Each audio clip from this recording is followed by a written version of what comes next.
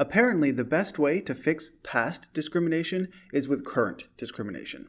At least that seems to be a mindset that I'm seeing more and more of, and I wanted to highlight that in a few articles here today. So this article I saw on Facebook a few days ago. Now, I don't want to blow it up into this huge thing because it's really not, but like I said, I feel like it kind of explains a mindset that we have today in America, which is kind of depressing to me, honestly. So the Baltimore Museum of Art has decided that for next year, 2020, they will not buy anything from a male artist. So they're exclusively going to buy from female artists. But since there are like 700 million genders, what about all of the other 700 million? They haven't really specified that here, but I digress. So the reason they're doing that, according to the director, as we see right here, this is how you raise awareness and shift the identity of an institution. You don't just purchase one painting by a female artist of color. To rectify centuries of imbalance, you have to do something radical. As he says here, the entire point of this policy is to try and rectify imbalance or past discrimination, which is an understandable point that you want to, fix discrimination that happened in the past. But the way to do that is not by current discrimination as they're trying to do here.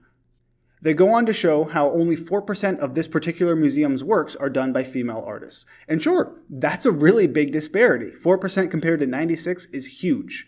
But if you really care about discrimination, you don't start discriminating the other direction. If they really cared, what they would do would not look at the artist's names when they're looking at the paintings or the work. They would look at the work itself, judge it based on its own merits, and then decide if they want to buy it based on that alone. They would not take into account the gender or sex of the artist. And I feel like that's the most logical solution. And if you really cared about discrimination, again, that's the path you would take. But that's not the path they're taking here. And that's because they would lose the virtue signaling points. Pretty much everyone on Facebook was talking about how great of a move this is and how if you disagree with this, you are a misogynist or a sexist and you hate women.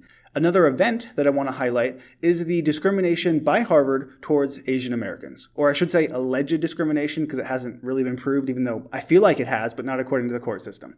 So what's happening is, as we see here, Harvard consistently rates Asian Americans with lower traits such as likability. Meaning when they have their one-on-one interviews, the Asian American applicants are consistently ranked as lower in likability and other personality traits compared to every other race.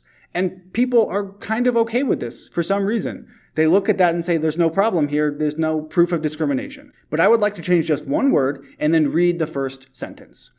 So it says, Harvard University has a consistent history of rating African American applicants lower on personality traits such as likability. Just let that sink in for 1 second. If Harvard were rating African Americans as less likable than every other race, do you really think people would be okay with that? Would they just brush it under the rug and just say that's how it is? No, of course not, because it's obvious that that's not okay. Personally, I think if you look at one race of individuals and say that race is less likable than any other race, that is discrimination at best, at worst, racism. And that's what they're doing here in Harvard. And the idea is that they have so many Asian American applicants who have such good academic outcomes that they need to somehow suppress the number of Asian American students coming to Harvard. Because as you can clearly see, Asian Americans do significantly better academically, for example, with their SAT scores, than every other race. As a matter of fact, being an Asian is kind of a negative when you're trying to apply to colleges. As a matter of fact, we see here that if you were to just take into account academics, according to a 2013 internal Harvard report, Asian American students would account for 43% of admitted students. If you take into account likability traits as well, which is what they're presumably doing, you would then get 26%. But in actuality, only 19% of the admitted students are Asian American. And that is a disparity. There is no other way to look at that and say, even though they do the best academically, their personality traits are being brought down, they're still not even being admitted at the proper rates. So there's an issue here. And both of these stories, in my mind, have something in common. And that is that they're trying to help out a historically oppressed group at the expense of another group. In the first case, they were trying to help out female painters at the expense of male painters, and here they're trying to help out African American, Hispanic, Native American students at the expense of Asian students. You cannot fix past discrimination with current discrimination. That's just not the way to do it. If you really care about this discrimination and you want to stop discrimination altogether, then don't discriminate against a different group to try and make up for it. That's not how this works. Especially since if you look at the male artists today, they are not responsible whatsoever for what Baltimore Museum has been doing for the past I don't know, several decades. It's not their fault that more of the museum's work is done by men, and yet they're the ones being punished for it. So what gives here?